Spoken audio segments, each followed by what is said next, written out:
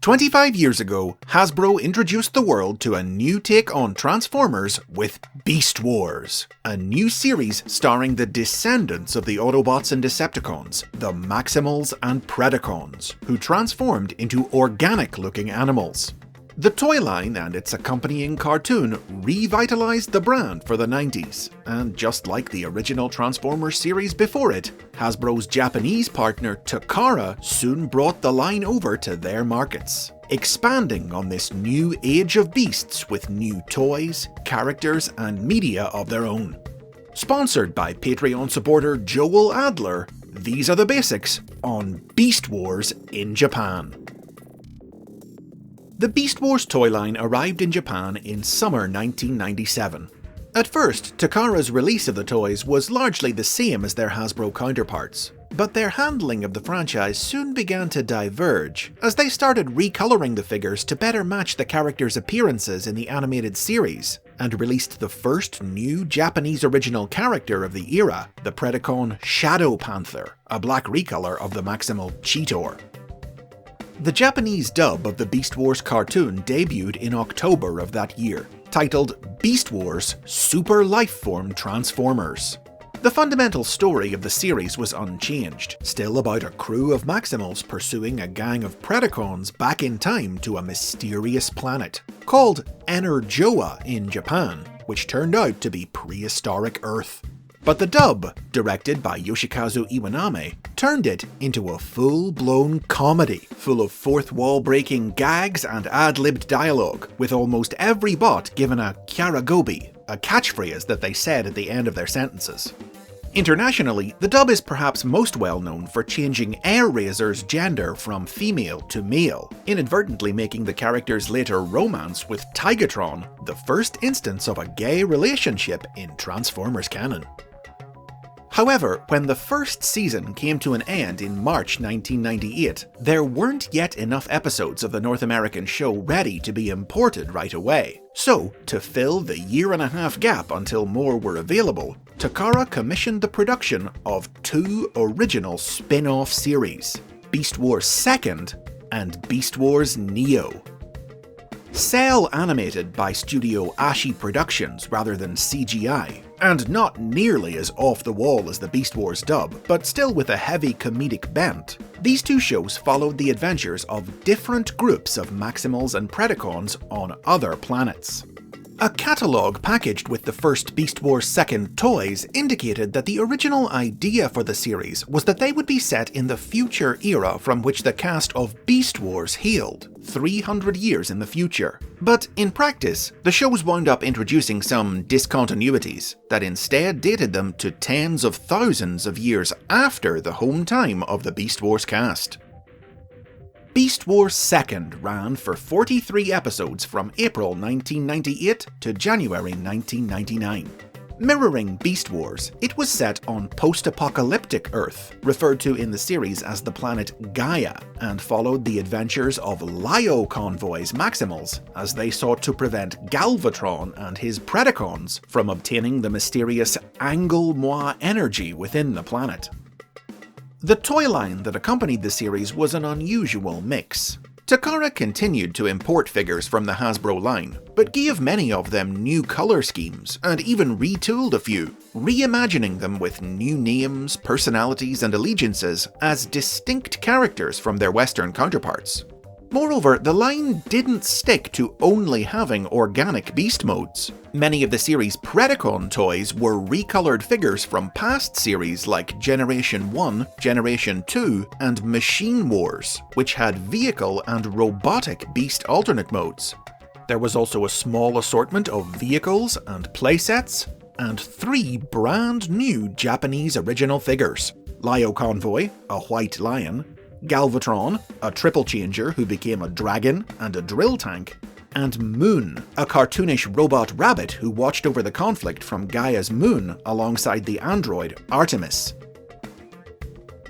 December 1998 saw the return of the Transformers to cinema screens for the first time since the Transformers the Movie in 1986, with the theatrical feature Beast Wars Special.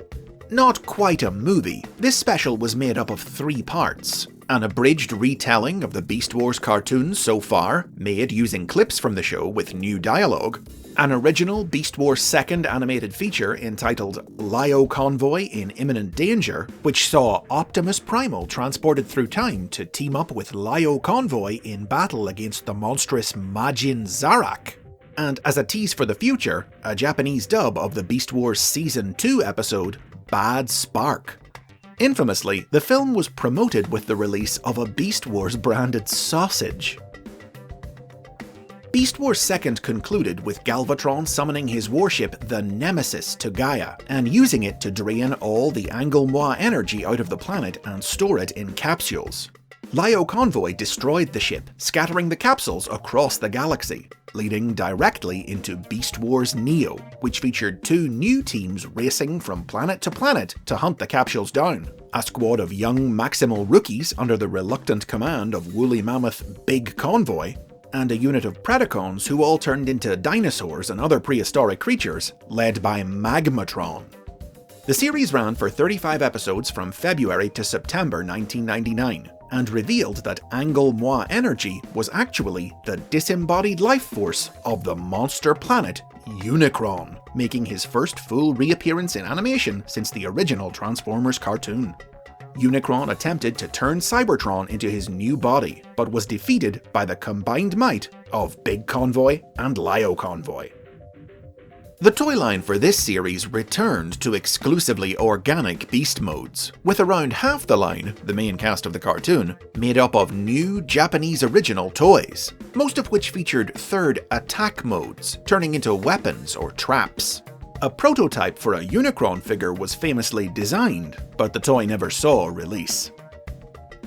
July 1999 brought the Beast Warriors back to cinemas. The Beast Wars Season 3 episode, Cutting Edge, was shown theatrically as part of a triple bill with other short films based on Takara's Microman and Licca-chan franchises.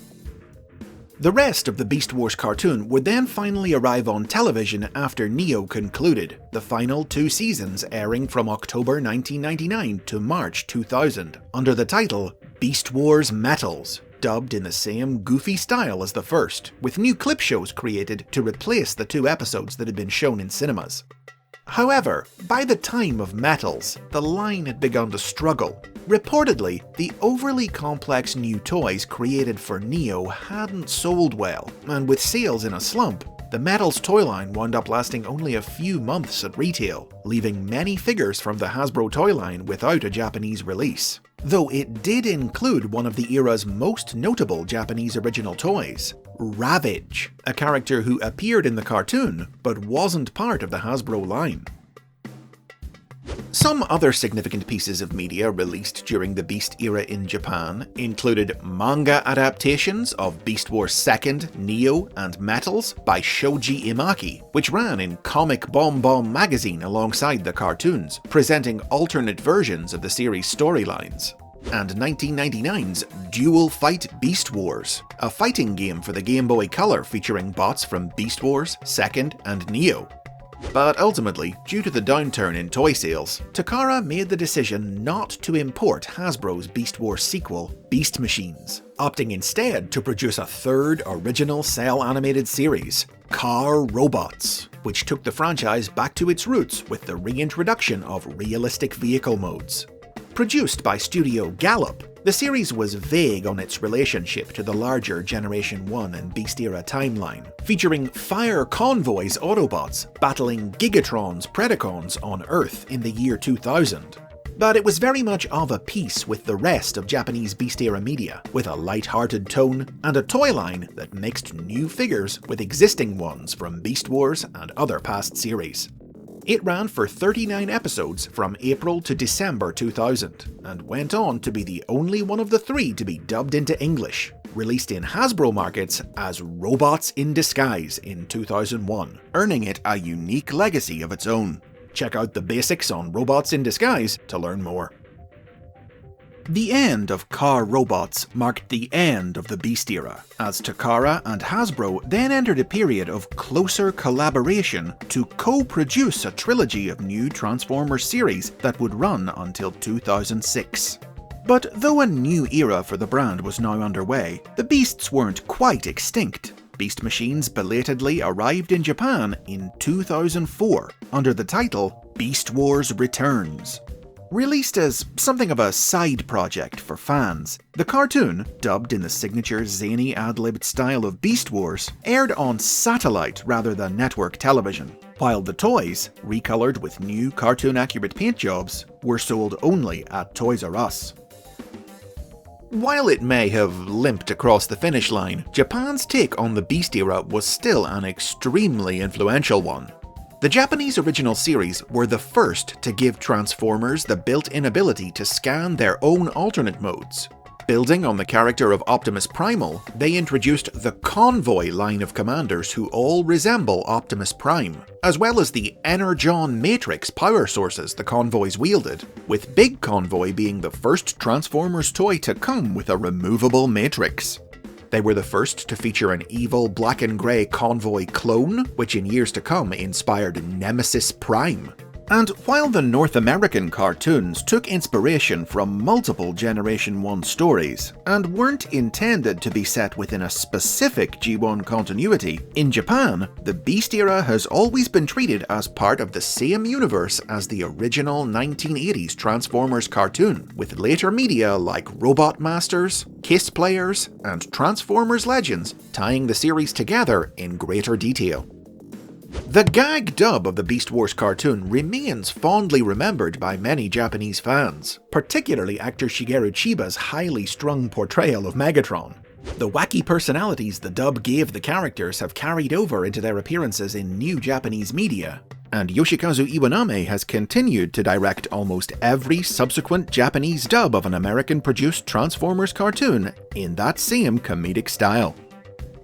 Even though the Beast Wars 2nd and Neo cartoons have never received an official English release, and indeed it took 20 years before even fansubs of them were completed, select figures from both series were made available by Hasbro in the early 21st century, through their official online store and as part of the Beast Machines and Transformers Dinobots toy lines.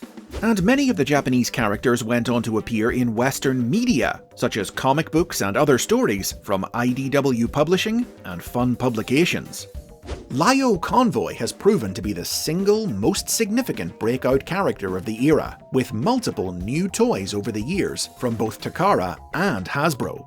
And while almost none of the other Japanese original characters have received any new figures, we can't rule out the possibility of them making a comeback. 2020 proved that with the release of a new version of Beast Wars 2nd's God Neptune. And of course, you can count on the basics to bring you closer looks at these individual shows, comics, toys, and characters in the future.